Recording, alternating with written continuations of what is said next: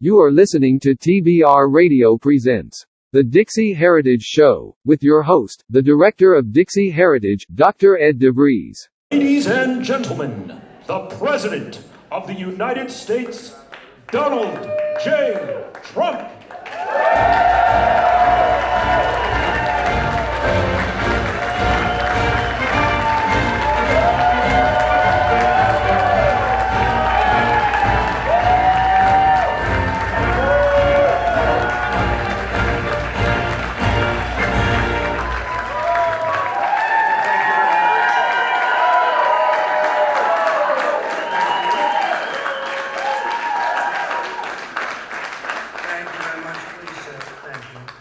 This is without question the latest news conference I've ever had. Thank you.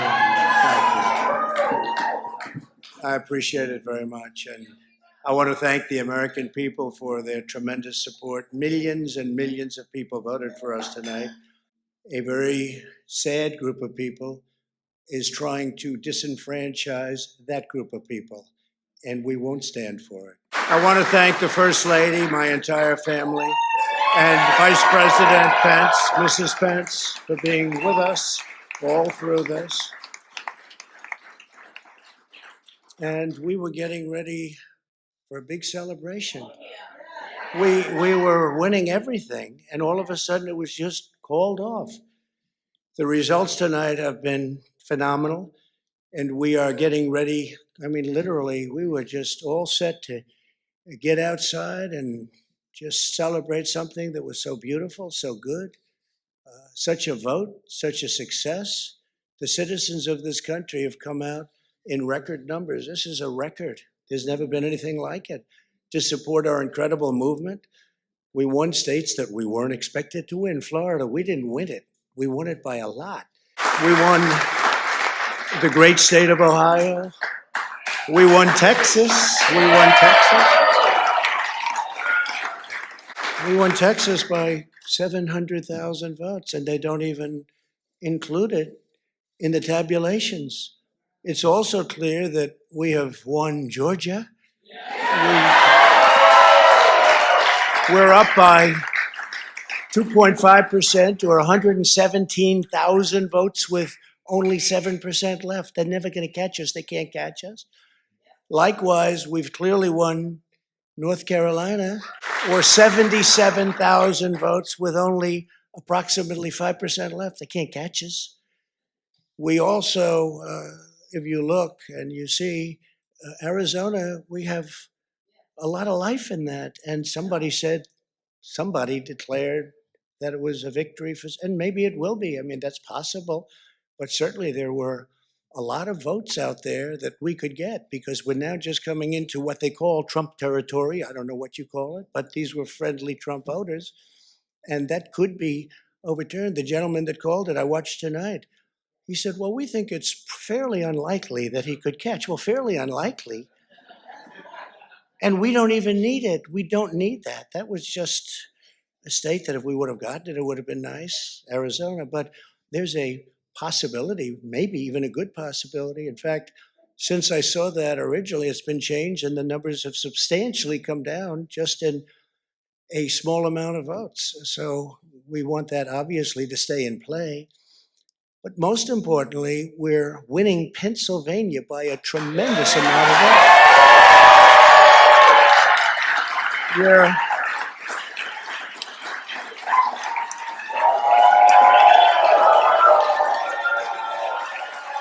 We're up 600. Think of this.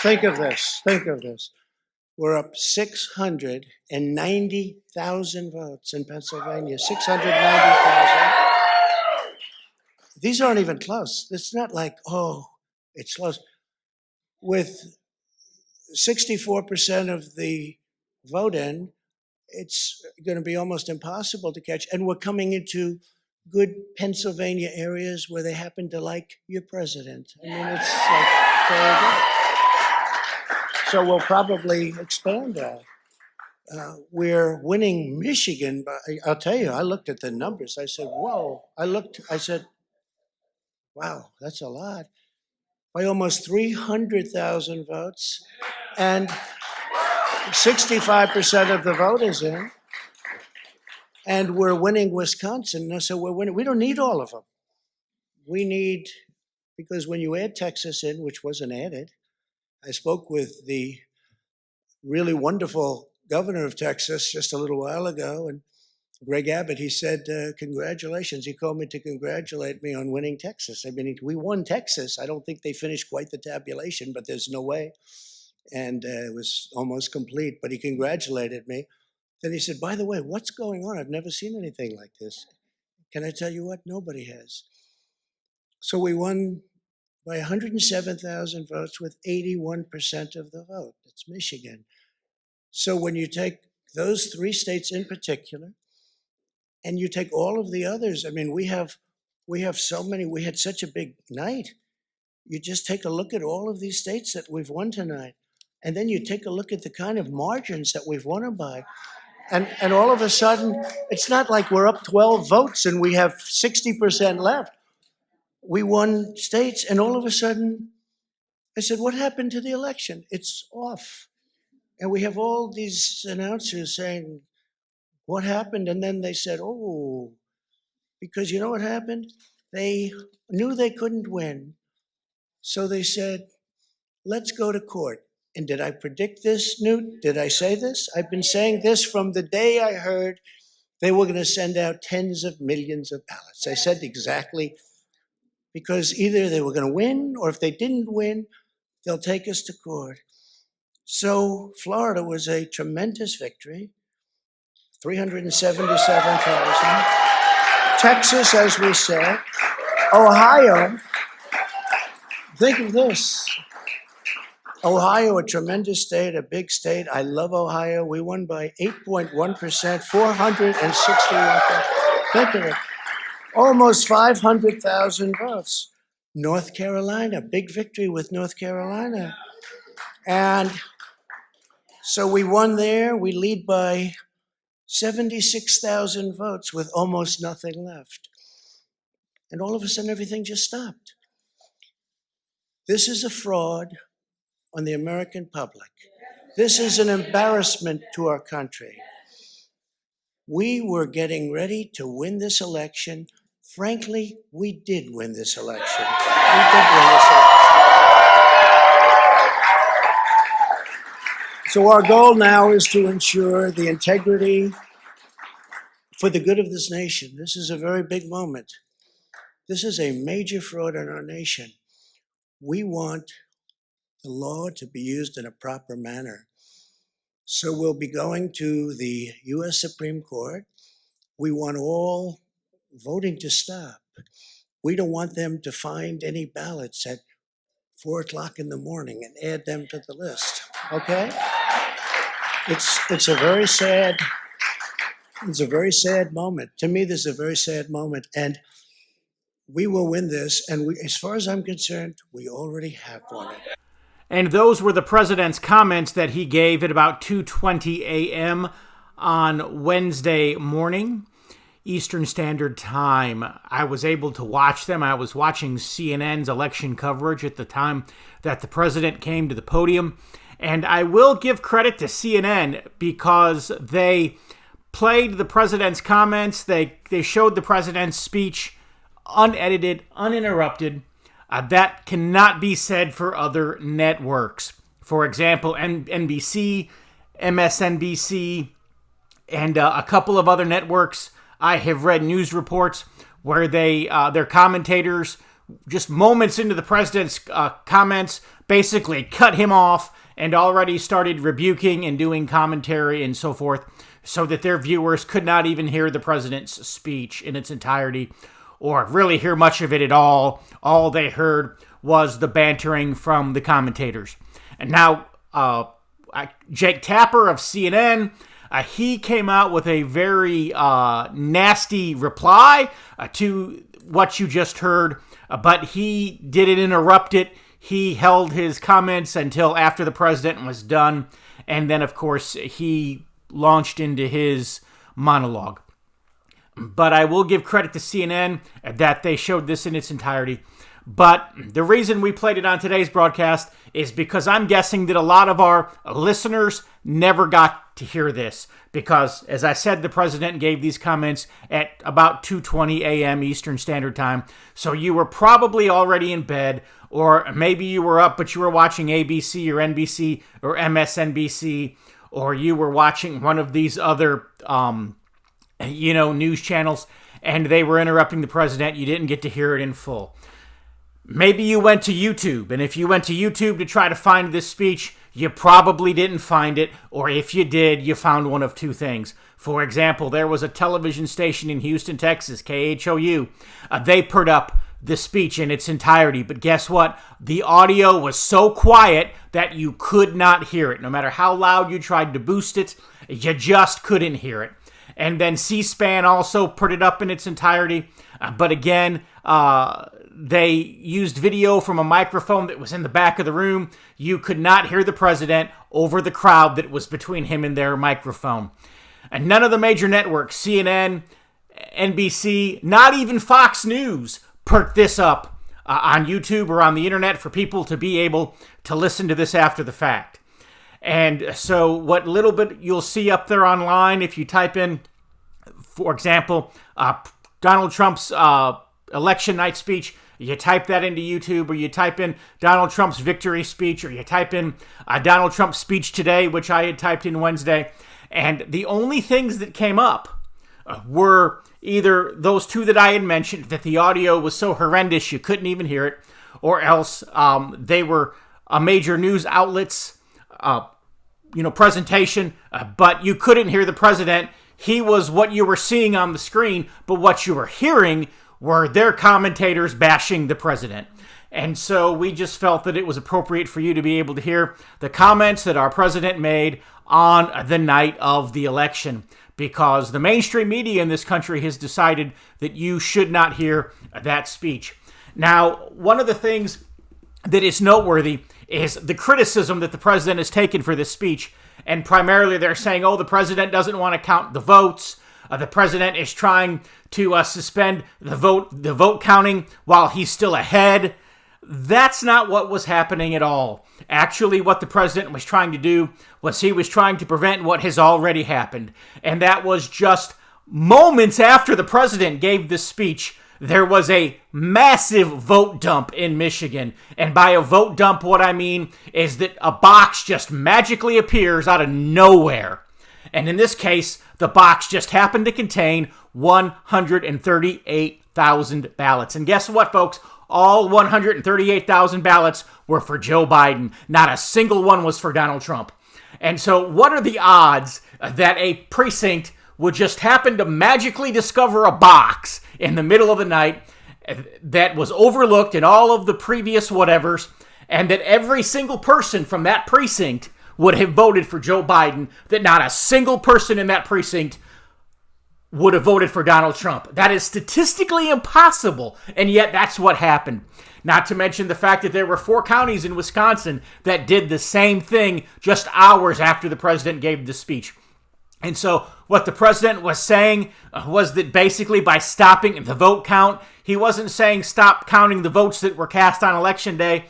He wasn't even saying not to count the mail-in ballots that were received but had not been counted yet. What he was saying was that he knew that magic votes were going to appear out of nowhere, and that those magic votes that were going to magically appear hours and maybe even days after the polls had closed, that those were the votes that did not need to be counted because they were not legally casted votes. And that's what the president was talking about, and that's why there are going to be court challenges. Anyways, we need to break for a commercial right here. We're going to have just a 45-second word from our good friends over at the Barnes Review, and we'll be back. Web browser and type in www.barnesreview.org and discover the Barnes Review magazine. In the Barnes Review, you will read vignettes of man, from the prehistoric to the very recent, from forgotten races and civilizations to first-person accounts of World War II and the late Cold War. There is no more interesting magazine published today, nor a more significant and important subject than real history. So visit www.barnesreview.org and subscribe to the Barnes Review. You can subscribe to receive the Barnes Review magazine in its print form, or in convenient electronic delivery. Our host has been a subscriber to both formats for years. So visit www.barnesreview.org and subscribe to the Barnes Review. And even in the face of a pandemic, more Americans voted this election than ever before in American history. Over 150 million people cast their votes.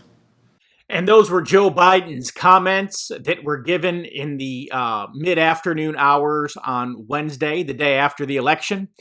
And a record turnout, over 150 million votes. You say, wow, that's awesome. Only one problem with that. There are only about 99 million registered voters in the United States of America.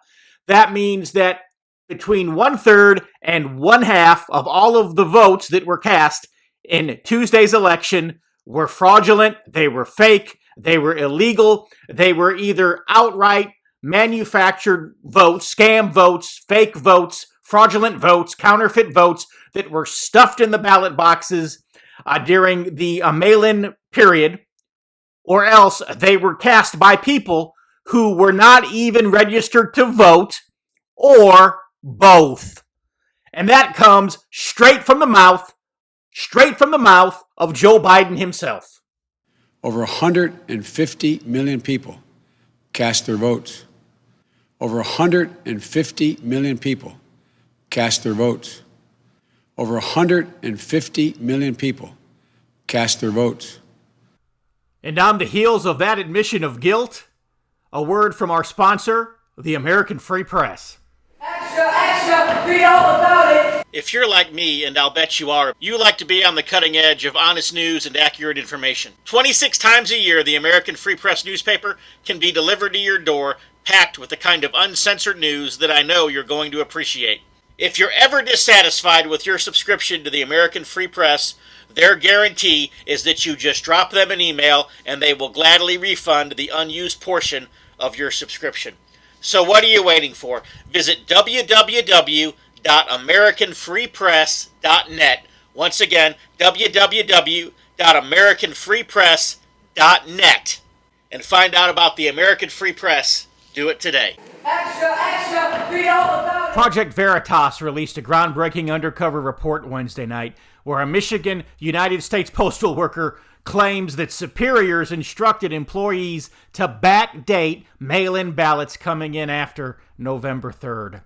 This concerned citizen postal worker contacted the undercover journalism network of Project Veritas, and he said that he works at the Barlow branch of the Traverse City Post Office. He spoke with Project Veritas founder James O'Keefe, and he explained that, quote, "We were issued a directive this morning to collect any ballots we find in mailboxes, collection boxes, just outgoing mail in general, separate them at the end of the day so they can be hand-stamped with the previous day's date. Today is November 4th for clarification." And the reason that's important is because A, November 4th was the day after the election, November 3rd, and B, to use November 3rd stamp on November 4th is a felony that would send a postal worker to prison. In October, an appeals court ruled that ballots received after 8 p.m. on Election Day in Michigan cannot be counted. So again, post-dating them is a criminal offense. When asked by O'Keefe why he decided to come forward, this whistleblower responded, he said, quote, "That's sketchy. I don't like sketchy. It seems and screams corruption. Also knowing the post office's leanings politically, it just didn't seem right," end quote. And so this whistleblower encouraged his fellow postal workers to join him in reporting any foul play that they might encounter. O'Keefe, founder of Project Veritas, reached out to the leaker supervisor who ordered employees to post-date late absentee ballots, but of course, this postal supervisor immediately hung up the phone when he realized who he was talking to. And so the Project Veritas founder, James O'Keefe, he tweeted early on Wednesday announcing this bombshell story. Of course, the tweets were very quickly deleted. Leading up to the video drop, O'Keefe posted 2 photos showing the source of this postal worker. Again, tweets that would be censored by the social media giant. O'Keefe announced that the video received over 600,000 views within 30 minutes of being released, and then boom, bye-bye, disappear. Anyways, not shocking, just another form of election interference. Twitter blocking the video from hundreds of thousands of viewers. But I think perhaps the most poignant commentary on this subject was given by Tucker Carlson on Wednesday's Fox News. And so what I want to do is I want to play just about 3 minutes of Tucker. In a lot of ways, unfortunately, what happened last night could not have been worse for this country, for our children, for our grandchildren, for our future.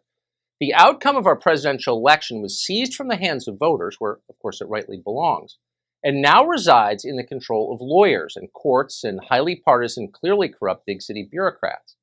So no matter what happens next, that is a tragedy. Many Americans will never again accept the results of a presidential election. That story is still unfolding tonight, obviously, and we're going to follow it as honestly as we can wherever it leads. We'll begin with that in just a minute. But first, we want to acknowledge the good news. And believe it or not, there is some good news, regardless of everything else that has happened. And here it is. America remains. It's still here. That's the first and most important thing. And it's not a foregone conclusion. We almost lost it. Democrats told us they wanted to beat Donald Trump. They spent more money than anyone ever has in any election in history to do that. But there was a lot more going on. Democrats didn't harness the full power of big tech and the billionaire class simply to make Joe Biden president. No. What they really wanted was total control over everything. No more democracy, no more dissent, permanent obedience from the rest of us. And they came shockingly close to getting that. If Democrats had won the White House and the Senate last night, the country as we know it would have ended. Not because Democrats have bad ideas, though they do, but because Democrats plan to impose an entirely new system on our country. Not an agenda, a system. With nothing to check their power, the left fully intended to eliminate the traditional American balances within our government, along with the Constitution and the Bill of Rights that constrain their power. We're not overstating this.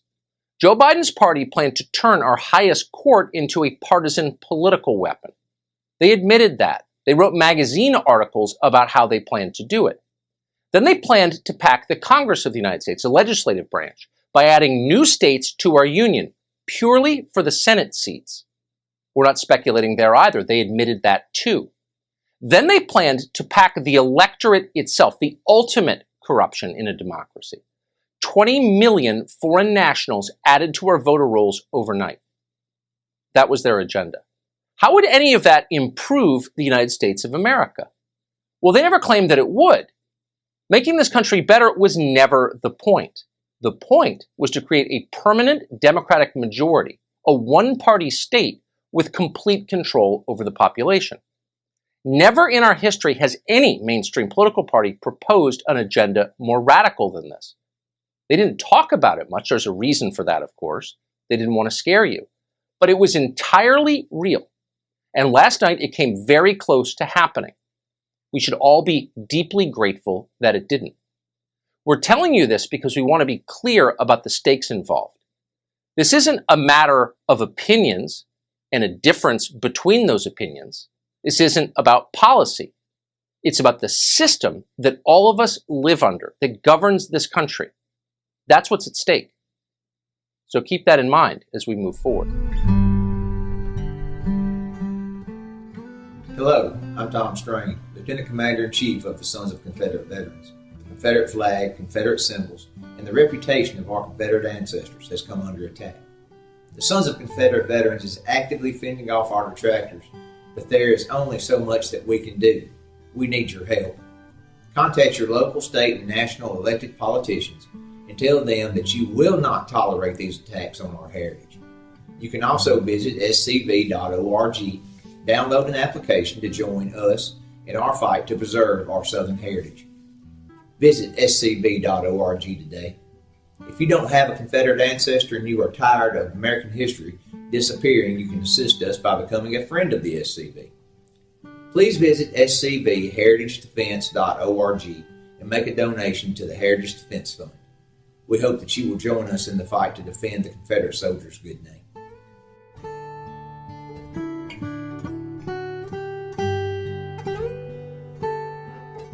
After the president's comments Tuesday evening or Wednesday morning at 2:20 in the morning in what he described as the latest press conference he had ever conducted, the vice president spoke for just a few moments at the invitation of the president, and we did not omit those at the beginning of the broadcast, simply made the decision to play them later on, and now is the time to do so. What I find interesting is that while C-SPAN had made the comments of the president so quiet that you couldn't even hear them, suddenly the microphone was working for Mike Pence. What's up with that? Anyways, here's the vice president. Thank you, Mr. President. I want to join you in thanking more than 60 million Americans who have already cast their vote for 4 more years for President Donald Trump in the White House. And while the votes continue to be counted, we're going to remain vigilant, as the president said. The right to vote has been at the center of our democracy since the founding of this nation, and we're going to protect the integrity of the vote. But I really believe with all of my heart, with the extraordinary margins, Mr. President, that you've inspired in the states that you just described, and the way that you launched this movement across the country to make America great again, I truly do believe, as you do, that we are on the road to victory and we will make America great again. Thank you, Mr. President. Some interesting things are going on across the country, folks. In Arizona, it's been reported that there have been vote dumps, that votes have magically appeared, all of which, thousands upon thousands, cast for Joe Biden, not a single ballot in the box for Donald Trump. Again, what's the statistical probability of that? And turning up in counties that should have heavily favored President Trump. Again, the number of votes in the boxes exceed the number of registered voters in the county. It's going to be the most fraudulent election in the history of elections within the United States. And the United States has had a lot of fraudulent elections within its history. No doubt, as Tucker Carlson said earlier in the broadcast, this will be the last election where any adult American would receive or accept or believe the declared results. The faith in the election process, if Joe Biden is allowed to steal it, will be completely, totally, and forever lost. But on that note, we are out of time for this week's TBR Radio Presents the Dixie Heritage Show. I would like to say that I am impressed with CNN because, at least at the time of this recording, they have reversed their calls and they no longer show Arizona, Wisconsin, and Michigan to be given to Joe Biden. Those states are still in play now, and so that means that these challenges and these discoveries of fraud are at least being taken seriously by someone. Now, again, will things be set right? That is yet to see. But for all of the people who are criticizing the president because he dared to cry foul, I'm just glad that we have a president who has the courage to cry foul. Anyways, we're out of time for this week's TBR Radio Presents the Dixie Heritage Show. Go to my website, www.dixieheritage.net, at www.dixieheritage.net. Sign up for my free weekly email newsletter. I'd love to put it in your email inbox every Friday. There's no cost, no obligation, no charge. We send it out freely. We want to put the information in your hands. And when you sign up for the newsletter, as an added bonus, I will also send you, absolutely free of charge, an ebook copy, a PDF copy of my best-selling book, The Truth About the Confederate Battle Flag. If you're watching on YouTube, please click like and subscribe. Give us a thumbs up. Those things help the channel. And know that I will be back again next week, same time, same place. Until then, I'm going to leave you with that clip that was ever so popular when we played it at the end of our October 9th show. Jack Lemmon and James Garner from that great movie, Hail to the chief, he's the chief and he needs hailing. He is the chief, so everybody hail like crazy. Hail to... That's more or less... Hail to the chief, if you don't I'll have to kill you. I am the chief, so you better watch your step, you bastards.